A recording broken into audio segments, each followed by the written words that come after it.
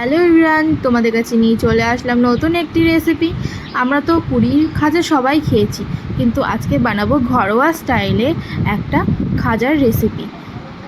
তো দেখো, প্রথমেই আমি নিয়ে নিয়েছি ময়দা, তার মধ্যে স্বাদ মতো লবণ, কিছুটা জোয়ান ও কিছুটা কালো জিরা। এরপর আমি ঘি দিয়ে ভালো করে এটাকে ময়াম দেবো।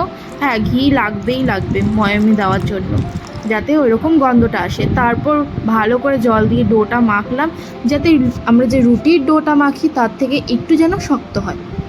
তারপর ভালো করে বেলে নেওয়ার পর ওর মধ্যে আমি ঘি দিয়েই পুরো সে রুটিটাকে আমি ভালো করে মাখিয়ে নেবো। তার ওপর দিতে পারো তুমি অ্যারারুট অথবা চালের গুঁড়ো, যাতে একটু ভাজার সময় ক্রাঞ্চি থাকে। তো এটাকে আমি ভালো মতো এরকমই 4 পিস বানিয়ে নিলাম।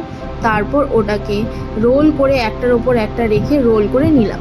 এবার দেখো কতটা সুন্দর হয়ে গেছে। এবার কাটবো, তোমরা যেরকম সাইজের নিতে চাও, মোটা বা সরু। আমি সরু টাইপের নিয়েছি, কিছুটা মোটাও নিয়েছি। তো এরকমভাবে কেটে নেবে। কেটে নেওয়ার পর দেখো ছোট ছোট লাগছে, তো আমি একটু লম্বা করার জন্য এটাকে হালকা প্রেসারে বেলে নিলাম। দেখো লম্বা হয়ে গেছে। তো এরকমভাবেই আমি সবকটাকে করে নিচ্ছি।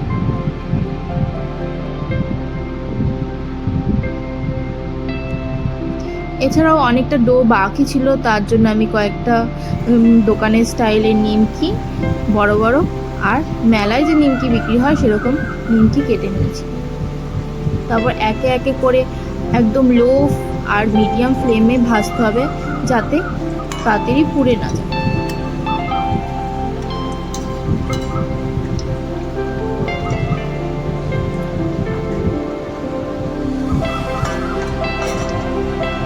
ভালো করে যে এপিট ওপিট করে ভেজে নেবে, যাতে একদিক না বেশি লাল থাকে বা কম লাল থাকে, লাল লাল করে ভেজে নেবে। তারপর ওটা ভাজা হয়ে যাওয়ার পর আমি নিমকিগুলোকেও একদম লো আর মিডিয়াম ফ্লেমের মধ্যেই ভাজছি। তো দেখো কতটা ক্রাঞ্চি হয়েছে নিমকিগুলো। তারপর এই ছোটো নিমকিগুলোও আমি ভেজে নিচ্ছি।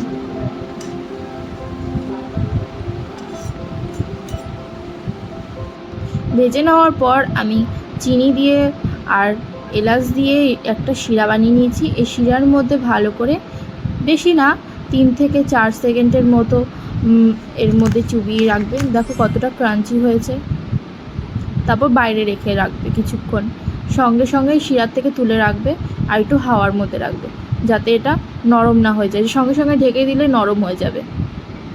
তো ভিডিওটা ভালো লাগলে লাইক, শেয়ার আর ফলো করে দিও। টাটা।